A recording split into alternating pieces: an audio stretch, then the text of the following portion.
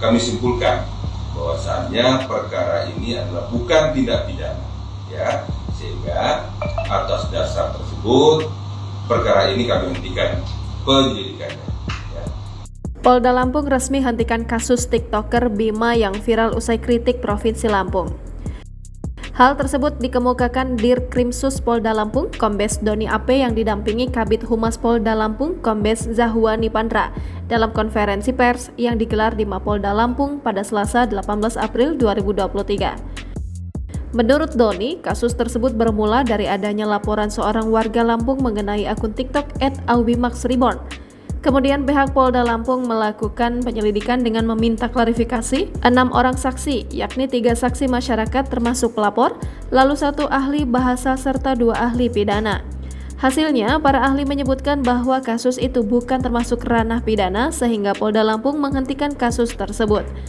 Kami simpulkan bahwasannya perkara ini adalah bukan tindak pidana, ya, sehingga atas dasar tersebut perkara ini kami hentikan penyelidikannya.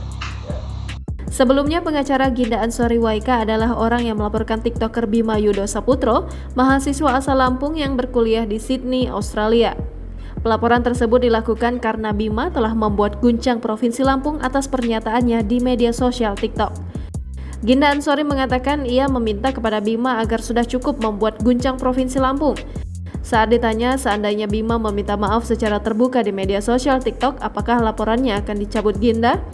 Ia mengatakan maka prosesnya akan ada restoratif justice dan harapannya sudah cukup kicauan Bima tersebut.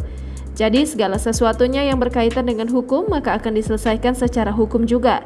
Ginda mengatakan proses ini harus diikuti sehingga bisa terselesaikan dengan baik. Ginda mengaku hanya melaporkan ada kalimat provinsi Dajjal saja, sedangkan kalimat yang lainnya sejalan dengan sikapnya. Ginda juga mengatakan pihaknya yang jelas akan mencari jalan yang terbaik dan prosesnya adalah lewat hukum. Ginda berharap agar para generasi muda-mudi Indonesia bisa bertutur kata lebih santun. Kami simpulkan bahwasannya perkara ini adalah bukan tindak pidana, ya, sehingga atas dasar tersebut perkara ini kami hentikan penyelidikannya.